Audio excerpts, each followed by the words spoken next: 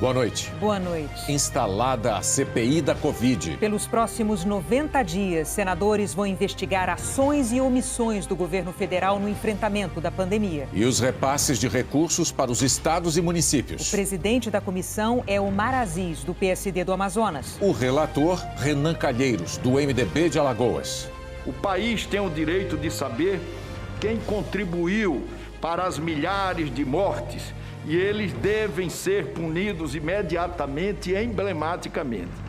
Nossos repórteres mostram as explicações da Anvisa para vetar por unanimidade a importação da vacina russa Sputnik. O ministro-chefe da Casa Civil, Luiz Eduardo Ramos, diz que se vacinou escondido contra a Covid. E que tenta convencer o presidente de que a variante do vírus é violenta e está ceifando vidas. Com mais da metade dos adultos vacinados com a primeira dose, os Estados Unidos flexibilizam o uso de máscaras em locais abertos. A Polícia Federal prende suspeitos de explorar mais de 200 brasileiras, inclusive no exterior. O presidente Jair Bolsonaro assina 2 medidas para preservar empregos na pandemia. Em meio minuto no Jornal Nacional.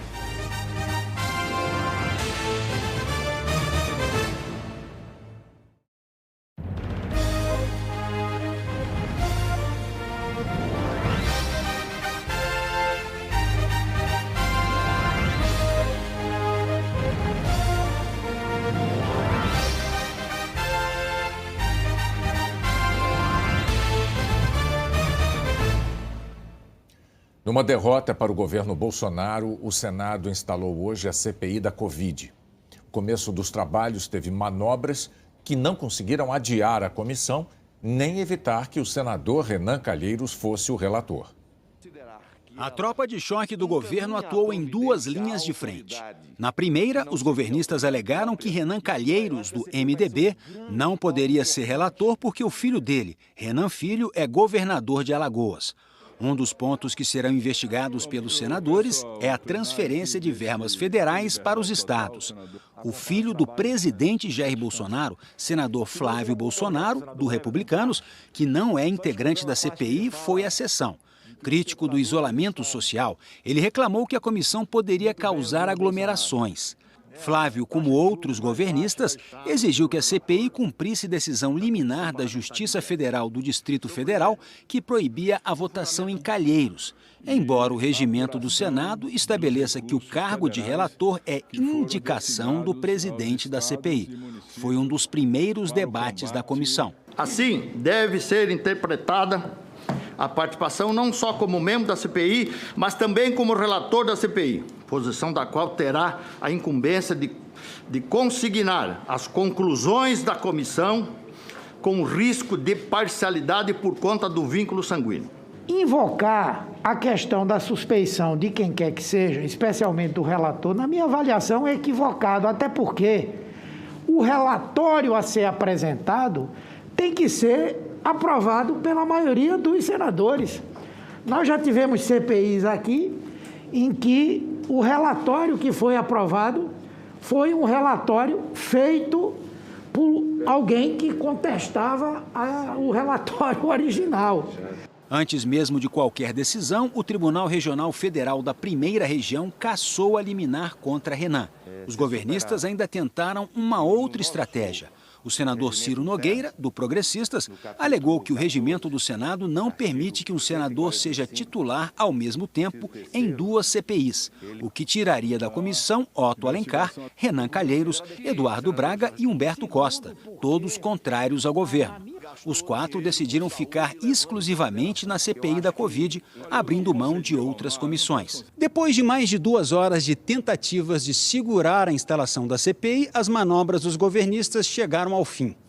E Otto Alencar, do PSD, que comandava os trabalhos por ser o senador mais velho da CPI, iniciou a votação para a escolha do presidente e do vice-presidente da comissão. A disputa pelo comando ficou entre o senador Eduardo Girão, do Podemos, candidato com o apoio do Palácio do Planalto, e Omar Aziz, do PSD, apoiado pela oposição. Aziz venceu por 8 votos a 3. E Randolfo Rodrigues, da Rede, que se candidatou sozinho, foi eleito vice-presidente da CPI.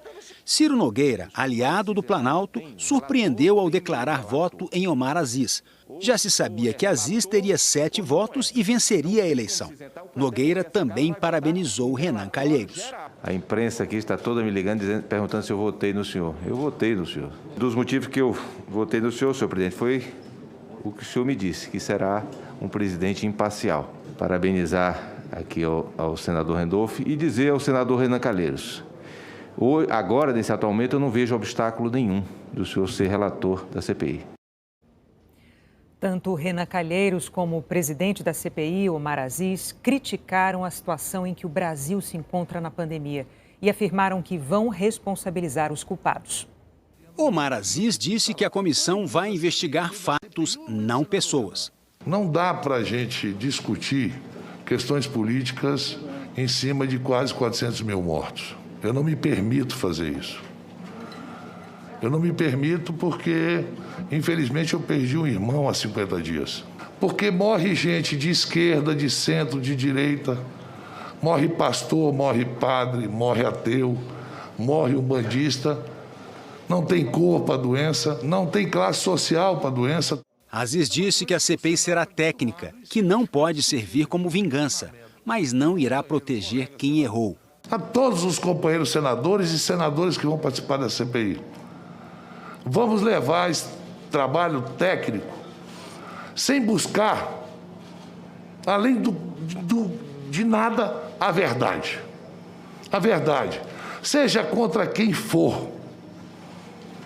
Não fale, pelo amor de Deus, que aqui alguém quer proteger. Não podemos proteger ninguém que falhou ou errou em nome de quase 400 mil óbitos. Ninguém de nós aqui conseguirá fazer milagre, mas podemos dar um norte ao tratamento e ter um protocolo nacional. Descobrir coisas que deixaram de ser feitas e por quem deixou de se fazer. Seja ele ministro, assessor, governador, prefeito desse país. Em seguida, confirmou Renan Calheiros como relator. O senador Marcos Rogério, do Democratas, contestou Aziz sobre o papel da comissão. Vossa Excelência fala do papel dessa CPI como instrumento para fazer justiça aos brasileiros mortos pela Covid. E eu queria, respeitosamente, divergir de Vossa Excelência, porque essa CPI não tem esse papel, por mais que nós gostaríamos que tivesse força instrumental para a formulação de políticas públicas durante a sua vigência, atinente ao enfrentamento à pandemia. Aziz insistiu na importância de a CPI dar rumo ao combate à pandemia. Depois de uma rápida discussão, a palavra foi para Renan Calheiros, que pediu 20 segundos de silêncio em memória das vítimas da Covid. O relator criticou a tentativa do governo de barrar a CPI e interferir nos trabalhos. Os verdugos são inservíveis ao Estado democrático de direito. Eles negaram o apoio à Comissão Parlamentar de Inquérito. Negaram, por todos os meios, a chance de que ela fosse instaurada. Agora, tentaram negar que ela funcione com independência. O negacionismo em relação à pandemia ainda terá que ser investigado e provado. Mas o negacionismo com relação à CPI da Covid já não resta a menor dúvida. O relator disse que cada área deve ser comandada por especialistas. Citou o sucesso dos pracinhas brasileiros na Segunda Guerra Mundial sob o comando de um militar competente. E criticou o fato de o presidente Bolsonaro ter entregue o Ministério da Saúde a um general. O resultado fala por si só. No pior dia da Covid, em apenas 4 horas, o número de brasileiros mortos foi igual a todos que tombaram nos campos de batalha da Segunda Guerra Mundial. O que teria acontecido se tivéssemos enviado um infectologista para comandar nossas tropas, provavelmente um morticínio. Porque guerras se enfrentam com especialistas, sejam elas guerras bélicas ou guerras sanitárias. A diretriz é clara: militar nos quartéis e médicos na saúde. Quando se inverte, a morte é certa. E foi isso que, lamentavelmente, parece ter acontecido. Temos que explicar como, por que isso ocorreu. Renan falou do compromisso da CPI com a ciência e criticou o negacionismo. A comissão será um santuário da ciência, do conhecimento e uma antítese diária e estridente ao obscurantismo negacionista e sepulcral, responsável por uma desoladora necrópole que se expande diante da incúria e do escárnio desumano. Essa será, presidente Omar, a comissão da celebração da vida, da afirmação do conhecimento e, sobretudo, da sacralização da verdade contra o macabro culto à morte e contra o ódio. Os brasileiros têm o direito de voltar a viver em paz. O relator disse que vai apontar os responsáveis pelo caos na saúde. Não foi por acaso o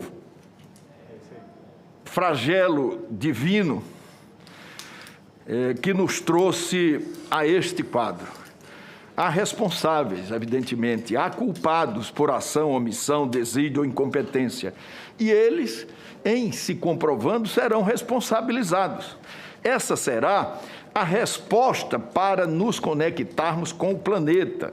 Os crimes contra a humanidade não prescrevem jamais e são transnacionais. Podemos preservar vidas e temos a obrigação de fazer justiça, de apontar com responsabilidade, equilíbrio e provas os culpados por essa hecatombe. Quem fez e faz o certo não pode ser equiparado a quem errou. O erro não é atenuante, é a própria tradução da morte. O país tem o direito de saber quem contribuiu para as milhares de mortes e eles devem ser punidos imediatamente e emblematicamente. E prometeu ser imparcial na relatoria. Pode esperar um trabalho isento, objetivo, técnico, desapaixonado, destemido e colegiado, sem medo de absolver quem merecê-lo e sem hesitação para imputar quem é responsável. Minhas premissas são as constitucionais, a competência dessa comissão para apurar os fatos determinados, a imparcialidade e a existência de provas. Essa é uma tragédia que tenho absoluta convicção, presidente Omar, poderia ter sido atenuada com atitudes corretas, tempestivas, responsáveis e humanitárias. O líder do governo no Senado, Fernando Bezerra, do MDB, disse que Renan estava politizando a CPI. A disposição do governo é de colaborar. E aqui reitero.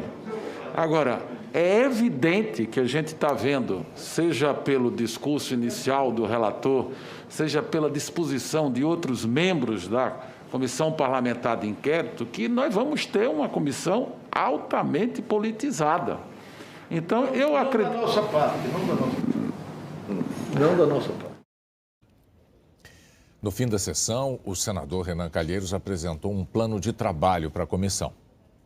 O roteiro inclui uma série de pedidos de informações ao governo federal, documentos sobre negociações e compra de vacinas e insumos, sobre isolamento social e quarentena, medicamentos sem eficácia comprovada e tratamentos precoces indicados pelo Ministério da Saúde, os contratos e convênios que resultaram em repasses de recursos da União para estados e capitais, informações de Manaus sobre os pedidos de auxílio e envio de suprimentos hospitalares, em especial oxigênio, e as respostas do Executivo Federal.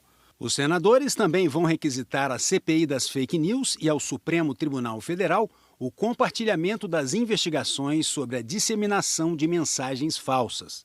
Renan Calheiros sugeriu ainda convocar para depor como testemunha os 4 ministros da Saúde do governo Bolsonaro, Luiz Henrique Mandetta, Nelson Tais, Eduardo Pazuello e o atual Marcelo Queiroga. O relator quer chamar para depor também o presidente da Anvisa, Antônio Barra Torres.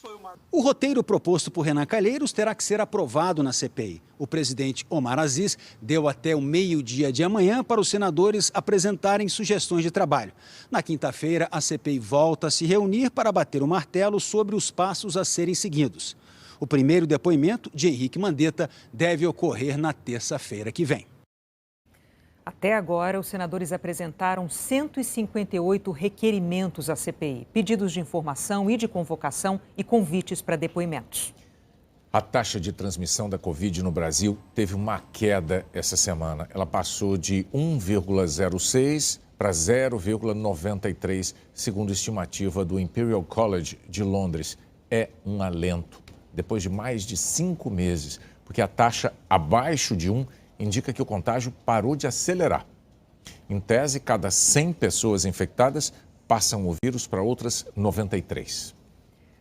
Mas o Brasil registra oficialmente 395 mil mortes por Covid. O Fábio Turci tem agora os dados atualizados pelo consórcio de veículos da imprensa. Turci, boa noite. Boa noite, Renata, Bonner. Boa noite para todos. Nas últimas 24 horas, 3.120 pessoas morreram vítimas da Covid no Brasil e o total de óbitos desde o início da pandemia é de 395.324. 76.085 novos casos foram confirmados de ontem para hoje, totalizando 14.446.541 diagnósticos. A média de casos chega ao 5º dia seguido de queda. Hoje, ela é 18% menor do que 14 dias atrás. São 56.522 novos registros diários. A média de mortes no país também tem queda pelo 5º dia, 20% abaixo da média de 2 semanas atrás. São 2.399 mortes por dia em média, um número ainda muito alto. Nós conversamos com 5 pesquisadores sobre os números recentes. No geral, eles afirmam que a vacinação no Brasil, até aqui, ainda não é suficiente para diminuir muito os casos e mortes. Para isso, seria preciso vacinar bem mais gente. Essa queda que estamos vendo, dizem os pesquisadores, é resultado das medidas mais restritivas adotadas em vários estados. Os especialistas avaliam que ainda não é hora de relaxar as medidas. O Dia das Mães, por exemplo, pode estimular aglomerações no comércio e reuniões familiares. Os pesquisadores ressaltam que os números continuam muito altos e podemos ficar estacionados nesse platô elevado, como aconteceu na primeira onda. Como evitar isso? Depende da gente. Distanciamento social, uso de máscara, higiene das mãos. No mapa, a situação da pandemia nos estados. Roraima aparece em cinza porque não divulgou dados. Hoje, mais uma vez, nenhum estado aparece com alta na média de mortes. 12 estados estão em estabilidade, em amarelo no mapa. Em azul, em queda, 13 estados e o Distrito Federal. As maiores reduções foram no Amapá e Tocantins. Agora vamos ver os dados da vacinação. Nas últimas 24 horas, 704.752 pessoas receberam a primeira dose. E agora o total de vacinados com a primeira dose passou dos 30 mil, já chega a 30 milhões, passou dos 30 milhões, chega a 30.259.475. É o equivalente a 14,29% da população. Já a segunda dose foi aplicada em 13.989.783 brasileiros, ou 6,61% da população. Hoje, 24 estados e o Distrito Federal atualizaram dados da vacinação. Os estados em azul mais escuro são os com maior percentual da população vacinada com a primeira dose. Os 5 que mais aplicaram até agora são Rio Grande do Sul, Mato Grosso do Sul, Espírito Santo e, com o mesmo percentual, Bahia e São Paulo. Em g1.com.br/coronavírus, você encontra os dados do seu estado e outras informações sobre a vacinação. Renata, Bonner. Obrigado, Fábio Turci. O Ministério da Saúde orientou os estados a incluir todas as grávidas e mulheres no período pós-parto no grupo prioritário para receber a vacina contra a Covid. A recomendação é que mulheres grávidas ou que tenham doenças pré-existentes sejam vacinadas primeiro. O Ministério estima que a oferta da primeira dose vai ocorrer até o fim de maio. A direção da Anvisa vetou ontem à noite a importação da vacina russa Sputnik e por unanimidade. O relator do pedido classificou a situação da vacina russa como um mar de incertezas que, no momento, aponta um cenário de riscos impressionante. As questões de incerteza e de certeza já atestadas dão conta de um cenário de risco impressionante. Por outro lado, as incertezas relacionadas à qualidade e segurança da vacina podem trazer agravos à saúde das pessoas que estão saudáveis ao se vacinar e que buscam na imunização a proteção contra a infecção pelo vírus, sem esperar reações adversas que possam prejudicar a sua saúde. O relator seguiu a recomendação das 3 gerências técnicas da Anvisa, de medicamentos, monitoramento e fiscalização, que apontaram a inexistência de um relatório técnico que comprove os padrões de qualidade da vacina. Esse relatório é feito por autoridade sanitária internacional, mas a agência não localizou o documento nem nos países que aprovaram o uso da Sputnik. A Sputnik usa uma tecnologia de vírus vetor, que é chamado de adenovírus. Esse vírus é desativado em laboratório para cumprir apenas a missão de transportar o material genético do coronavírus, o DNA, para dentro das células do corpo. As células passam a produzir a proteína S, essa que fica na coroa do coronavírus e provoca uma reação de defesa no corpo. A essa altura, o adenovírus deixa de existir.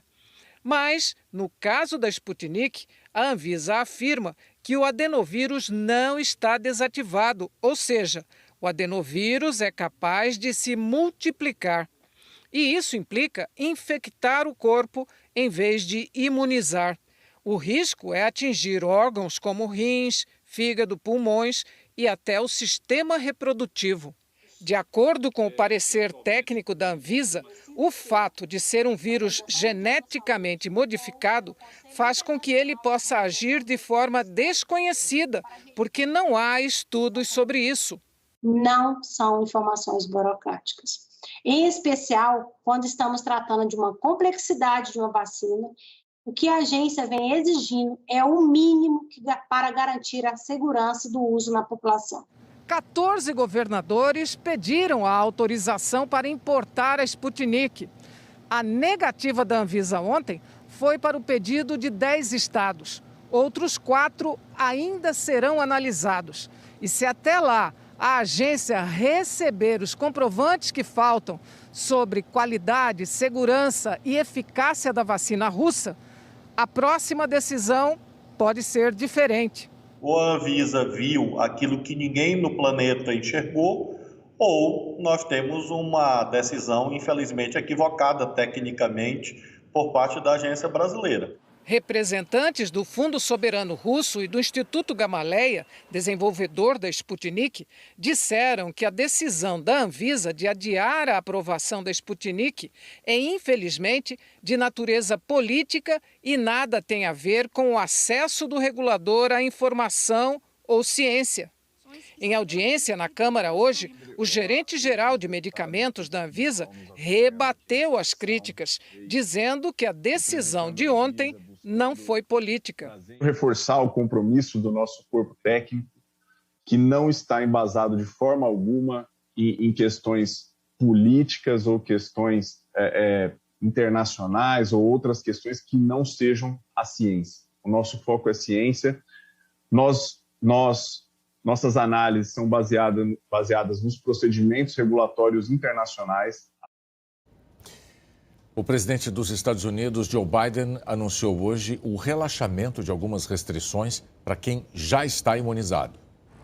Em lugares assim, ao ar livre, quem já estiver completamente vacinado não é mais obrigado a usar máscara para caminhar, andar de bicicleta ou se reunir em pequenos grupos. Uma pessoa é considerada totalmente imunizada 14 dias depois de tomar todas as doses necessárias da vacina contra a Covid. O presidente Joe Biden apresentou a nova medida como um incentivo à vacinação. Ele disse: se você estiver vacinado, pode fazer mais coisas com mais segurança. Portanto, os que ainda não se vacinaram, especialmente se você é mais jovem ou pensa que não precisa, este é outro grande motivo para se vacinar agora. Get vaccinated now. Essa flexibilização no uso das máscaras ao ar livre só foi possível porque os Estados Unidos já aplicaram mais de 232 milhões de doses. 54% dos adultos receberam pelo menos uma dose e 37% já receberam a dose complementar. Na média móvel dos últimos 7 dias, o país registrou queda de 21% no número de casos e de 6% no número de mortes. Para que o bom resultado continue, o presidente foi claro. As medidas de prevenção, como distanciamento e uso de máscara, permanecem valendo se houver muita gente junta, mesmo ao ar livre, e para quem não está totalmente imunizado. A diretora do Centro de Controle e Prevenção de Doenças, Rochelle Walensky, explicou que o uso de máscara continua sendo necessário também em ambientes fechados, onde o vírus se espalha com facilidade. E o infectologista Anthony Fauci lembrou o perigo das variantes e que a vacina aumenta a proteção. Os Estados Unidos anunciaram que vão passar a autorizar a entrada de estudantes e de jornalistas brasileiros e de outros 31 países. No caso dos alunos, a decisão vale para quem estiver matriculado em programas de intercâmbio ou acadêmicos que comecem a partir de agosto. Os estudantes poderão entrar nos Estados Unidos 30 dias antes do início das aulas. Desde maio do ano passado, o governo americano está restringindo a entrada de pessoas que tenham passado pelo Brasil nos 14 dias anteriores à viagem, com algumas exceções, como cidadãos americanos e residentes.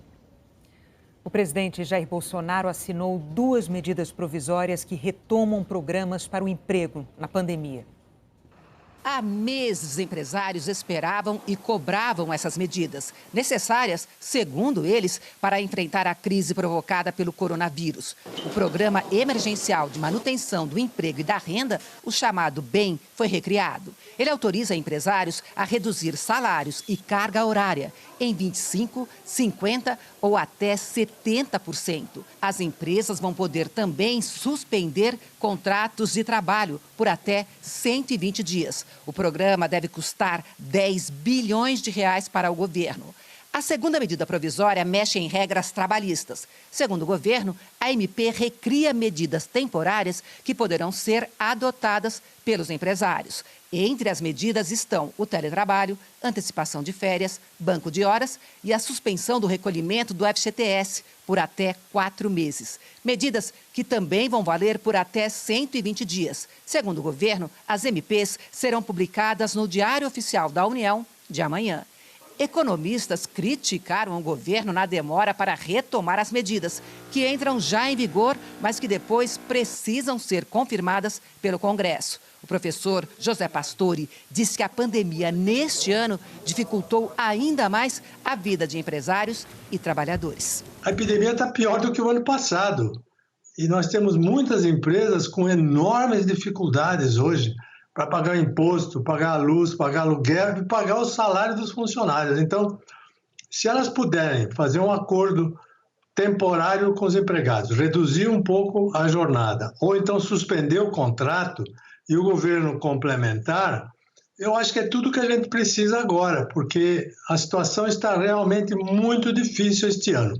Empresários esperam agora que o governo anuncie nos próximos dias uma outra medida provisória para garantir 5 bilhões de reais para o chamado PRONAMP, Programa Nacional de Apoio às Microempresas e Empresas de Pequeno Porte, com financiamentos a juros mais baixos e regras simplificadas. Também criado no ano passado para dar apoio aos negócios durante a crise.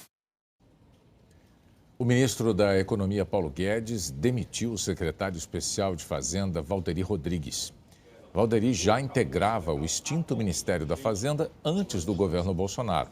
Participou da transição e passou a fazer parte da equipe econômica. O atual secretário do Tesouro Nacional, Bruno Funchal, vai assumir a Secretaria Especial de Fazenda. A seguir, a prisão de suspeitos de traficar 200 brasileiras. O aperfeiçoamento de técnicas de transplante de vários órgãos do sistema digestivo.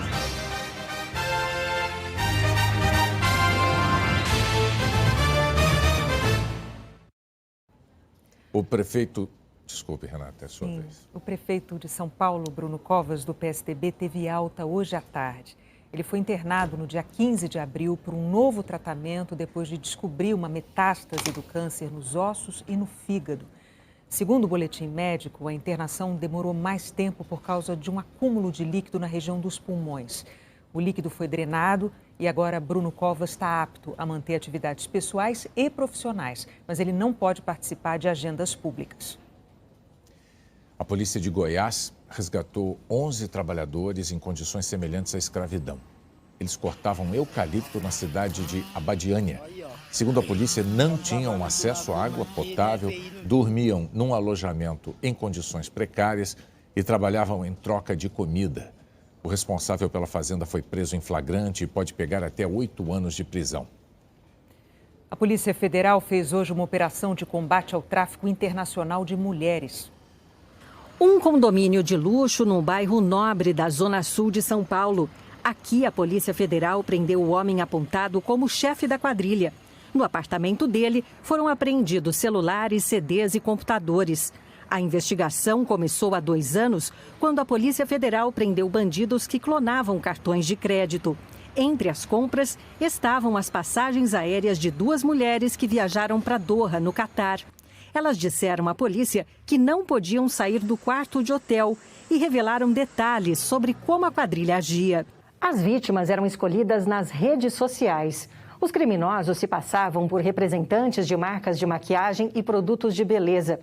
E assim elas eram atraídas para fazer ensaios fotográficos e se aproximavam dos integrantes da quadrilha. A investigação mostrou que o grupo aliciou mais de 200 mulheres. Segundo a PF, os criminosos promoveram exploração sexual no Brasil e em outros 5 países. Elas eram contratadas, digamos assim, entre aspas, para realizar as viagens por um determinado período, mas por vezes sofriam uma espécie de pressão psicológica para atender mais clientes do que havia sido acordado e também permanecer mais tempo do que inicialmente havia sido acordado.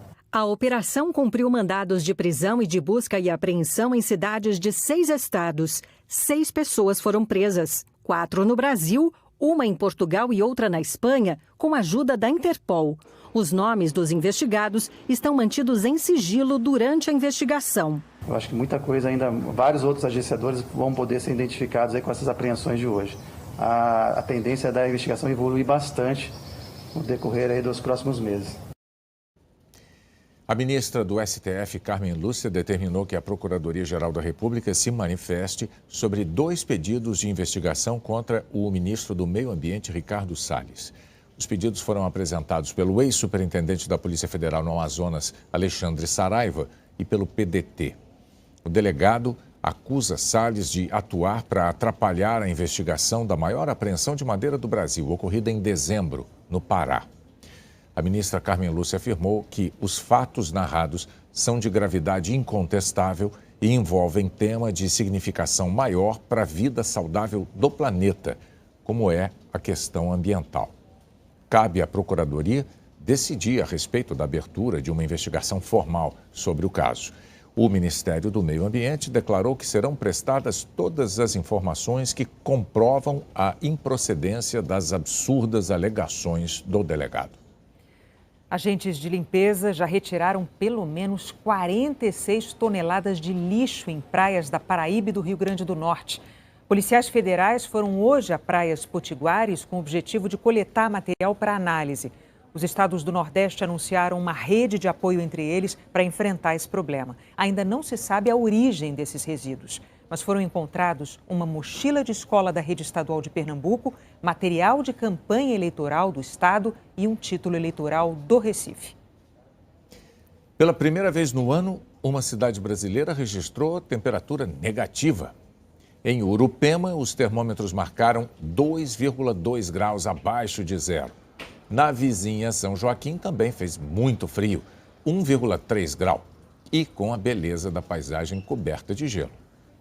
Oh, beleza. Anne Lotterman tem mais detalhes desse frio todo pra gente. Oi, Anne, boa noite. Então, o frio continua? Continua, Renata. Boa noite para você, para o Bonner. Boa noite a todos. O frio continua e tem risco de geada novamente, agora nas serras, tanto gaúcha como catarinense. Em Urubici, previsão de 2 graus. São Joaquim e São José dos Ausentes, mínima de 1 grau. O que está provocando esse frio todo é essa alta pressão aqui. O movimento do ar vai lá no extremo sul buscar o frio e em seguida joga para o continente. Mas não é só isso. Amanhã faz sol em quase toda a região sul. Mas se faz sol, por que esfria tanto? Porque o céu, ele fica praticamente sem nuvem também. E as nuvens, elas servem de cobertor para manter o calor na atmosfera. Sem elas, o calor vai embora durante a noite e esfria rapidamente. De manhã, sem as nuvens, assim que o sol aparece, logo esquenta. E aí temos grandes amplitudes térmicas, que é essa diferença entre a temperatura mínima e a máxima. E vai dar para perceber bem isso em Campo Grande, com 14 graus de diferença entre o início da manhã até o meio da tarde. E com esses 12 graus aqui de mínima, essa pode ser a noite mais fria do ano para os campograndenses. Cuiabá, máxima de 31 graus e Goiânia, 29. Outono definitivamente é a estação do efeito cebola. Você sai de casa com muita roupa e vai tirando as camadas ao longo do dia, né, Renata? É verdade, que vai esquentando ao longo do dia. Além desse friozinho, você registra, dá algum destaque para a chuva no Brasil? Sim, Renata, aquela chuva do norte que não para, continua, mas também pode ser forte ao longo dessa noite até amanhã no litoral de São Paulo, norte do Rio de Janeiro e parte do Espírito Santo, litoral de Sergipe e Aracaju e do Distrito Federal, norte de Mato Grosso e principalmente nesta área laranja aqui do norte. Essas são as áreas da chuva mais forte, mas ela também pode chegar em todas essas áreas em verde do nosso mapa. Todo o estado do Rio de Janeiro, Minas, Tocantins, até o interior do Nordeste. Em São Paulo, o tempo fica firme e a máxima não passa dos 23 graus. Belo Horizonte, 27 graus, com chuva a partir da tarde. Em Salvador, também, com 30 graus. Em Porto Alegre, mínima de 12 e máxima de 23, que é a mínima de Belém, 23, onde o calor vai subir bastante até o meio da tarde, 33 graus. Quarta quente também em Macapá, com 34 graus. Em Manaus, não passa dos 27 por causa da chuva e o céu nublado. Em São Luís e no Recife, máxima de 31. Aracaju, 29. E em Vitória, máxima de 27 graus. Até amanhã, Renata. Até, Anne. Cirurgiões brasileiros que atuam nos Estados Unidos fizeram um intercâmbio com médicos no Rio de Janeiro para aperfeiçoar as técnicas do chamado transplante multivisceral. A troca de vários órgãos do sistema digestivo tem salvado vidas. O sorriso do Samuel é daqueles de encher a gente de esperança. Imagina para os pais dele, que lutaram muito para ver o filho assim, cheio de vida. Quando nasceu, os médicos não deram uns 6 meses. Então, chegou 1 ano, chegou 2, chegou 3. E eu falei, não, o transplante realmente vai acontecer, porque Deus quer isso. O Samuel nasceu com uma síndrome rara que causa problemas no intestino, no estômago. Todo o aparelho digestivo dele e a bexiga não funcionavam. A única chance do Samuel sobreviver era passar por uma cirurgia extremamente complexa, conhecida como transplante multivisceral. A operação substitui vários órgãos do sistema gastrointestinal ao mesmo tempo. No caso do Samuel, ele precisava de vários órgãos novos. Pâncreas, estômago, fígado, o intestino grosso e o intestino delgado. Samuel se alimentava por sonda e não podia nem ir ao banheiro. O transplante multivisceral ainda não é tão comum no Brasil. Poucos hospitais oferecem a técnica. Samuel chegou a entrar na fila dos transplantes e esperou por 3 anos. Só que aí o problema também é doação de órgãos. Que para criança não acontece muito no Brasil. Então, como o caso do Samuel era muito gente também, então eles viram que realmente teria que vir para cá, que aqui ia acontecer mais rápido. Aqui é Miami, nos Estados Unidos. A família foi para lá em 2019, depois que a justiça determinou que o transplante fosse pago pelo governo brasileiro. E em julho do ano passado, Samuel passou pelo transplante multivisceral, numa cirurgia de 8 horas. Estas imagens são da primeira vez que ele conseguiu comer ainda no hospital. Samuel foi operado no Instituto de Transplantes de Miami e por um médico brasileiro. Rodrigo Viana é um dos cirurgiões mais respeitados e experientes nesse tipo de transplante no mundo. Sempre brinco que a cirurgia é 15% do que a gente faz, né? 85%, 90% é o cuidado daquele paciente, né? Você não quer fazer o transplante para que aquela pessoa esteja viva dali 6 meses. Você quer fazer o transplante para que aquela criança vá para a faculdade. O cirurgião também é diretor do Instituto, uma parceria da Universidade de Miami e do Jackson Memorial Hospital, que nos últimos 2 anos se tornou o maior centro de transplantes dos Estados Unidos. Rodrigo Viana esteve no Brasil para um intercâmbio com médicos da Rede D'Or. O Brasil tem um centro, tem um sistema enorme de distribuição de órgãos e não é só aí, né? São várias coisas que o Brasil pode desenvolver. Então, eu acho que quanto mais a gente puder incentivar essas pessoas, né, mostrar o exemplo do que pode ser feito, eu acho que é muito gratificante. Samuel mostra todo dia nesses 5 anos de vida e nos gestos mais simples. Não só o Samuel a segunda chance de vida, mas deu a família inteira. Ver o Samuel como ele está hoje, que ele pode comer qualquer coisa que ele quiser. E, é uma emoção que não cabe no peito. E olha que a luta dele não acabou. Ainda precisa de um transplante de rim. Mas o sorriso do Samuel é daqueles de encher a gente de esperança. Samuel é muito forte, ele vem mostrando isso pra gente, né? A força que ele tem. Então, pelo transplante de 5 órgãos que ele já passou, um transplante de rim não vai ser nada, uma vida inteira praticamente. Hoje é outro Samuel, né, meu amor? Vê esse sorriso, olha esse sorriso aí, meu Deus do céu.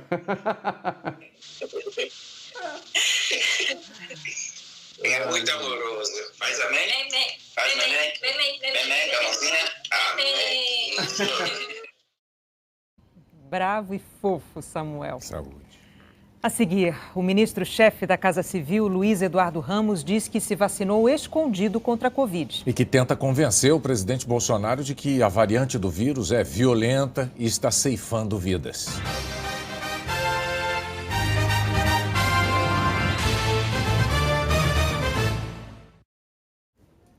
A Anvisa pediu mais informações e documentos ao Butantan para analisar o pedido de testes com seres humanos de uma nova vacina contra a Covid. Segundo a Anvisa, faltam informações sobre a metodologia dos testes e detalhes técnicos do imunizante chamado Butanvac. A vacina seria a primeira produzida no Brasil sem a necessidade de matéria-prima importada. O Instituto Butantan declarou que vai prestar os esclarecimentos necessários para obter autorização para os testes. O ministro-chefe da Casa Civil, Luiz Eduardo Ramos, afirmou hoje que está tentando convencer o presidente Jair Bolsonaro a se vacinar contra a Covid. Ramos participou de uma reunião do Conselho de Saúde Suplementar em que estavam presentes também o ministro da Saúde, Marcelo Queiroga, e o da Economia, Paulo Guedes. A reunião foi gravada e transmitida pelas redes sociais do Ministério da Saúde. Logo no início, com registro apenas em áudio, o ministro-chefe da Casa Civil, Luiz Eduardo Ramos, cita o exemplo de um amigo que morreu de Covid e demonstra preocupação com as novas cepas. Eu já me vacinei, a AstraZeneca, o Guedes também, e tenho tentado convencer o presidente que essa cepa, eu tive Covid em outubro do ano passado. Ela é uma variante muito violenta, que está ceifando vidas assim assustadoramente próximos da gente. E na outra leva isso não acontecia. Eu tenho um coronel que trabalha comigo da reserva, o coronel, o irmão dele com 38 anos, saudável, fazia maratona, tudo, pegou o Covid, em 10 dias morreu. Ramos diz que foi tomar a vacina da Covid escondido e que tenta convencer Bolsonaro a também tomar a vacina. Tomei, olha só. Na época, foi em Brasília, ali no Shopping Iguatemi. Tomei escondido, né? Porque a orientação era para não tirar gás, mas vazou. Não tem vergonha, não. Eu tomei, vou ser sincero, porque, pô, eu como qualquer ser humano, eu quero viver, pô. Eu tenho 2 netos maravilhosos, eu tenho uma mulher linda, eu tenho sonhos ainda, então eu quero viver, pô. E se a ciência e a medicina está dizendo que é a vacina, né, Guedes? Quem sou eu para me contrapor? E estou envolvido pessoalmente, tentando convencer o nosso presidente independente de todos os posicionamentos. E nós não podemos perder o presidente por um vírus desse. A vida dele, no momento, corre risco, que ele tem 65 anos. O presidente Jair Bolsonaro já tem idade para ser vacinado de acordo com o calendário de vacinação, mas ainda não tomou. Tem dito que há muita gente aguardando a vacina e que só irá tomar por último. Foi a Casa Civil de Ramos que produziu uma lista com 23 acusações contra o governo Bolsonaro na pandemia. Uma busca por respostas para a defesa na CPI da Covid. Na mesma reunião de hoje, e também sem saber que ela estava sendo transmitida pelas redes sociais, o ministro da Economia, Paulo Guedes, afirmou que a vacina da Pfizer é melhor do que as outras e que o coronavírus foi inventado pelos chineses. O chinês inventou o vírus e a vacina dele é menos efetiva que a do americano. O americano tem 100 anos de investimento em pesquisa.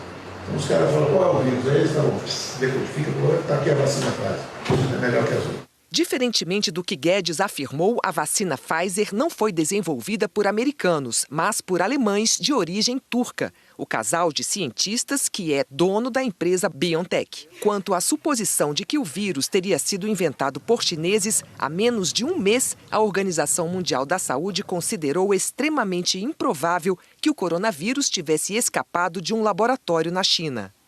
A OMS afirma que o vírus foi transmitido provavelmente de um morcego para outro animal e que este intermediário, ainda não identificado, tenha contaminado um ser humano. Depois da declaração, Guedes foi advertido pelo ministro da Saúde, Marcelo Queiroga, que a reunião estava sendo gravada. Guedes pediu que a fala não fosse ao ar, mas era tarde demais, porque a transmissão era ao vivo.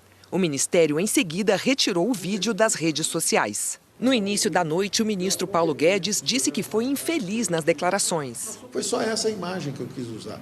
Nós somos muito gratos à China por ter nos enviado a vacina. Eu tomei a Coronavac. Tomei a primeira dose 30 dias atrás, tomei a segunda dose nesse domingo. Nesse domingo eu fui e tomei a segunda dose. Então eu não vou falar mal da vacina. O que eu estava dizendo era justamente, eu estava querendo enfatizar a importância do setor privado no combate à pandemia. E aí eu usei uma imagem feliz, mas que foi, olha, veio um vírus de fora, quer dizer, inventado, trazido de fora, e quando chegou numa economia de mercado forte, eles conseguiram produzir uma resposta com as pesquisas, e essa resposta já parece mais efetiva ainda do que as próprias soluções dadas no lugar onde o vírus saiu.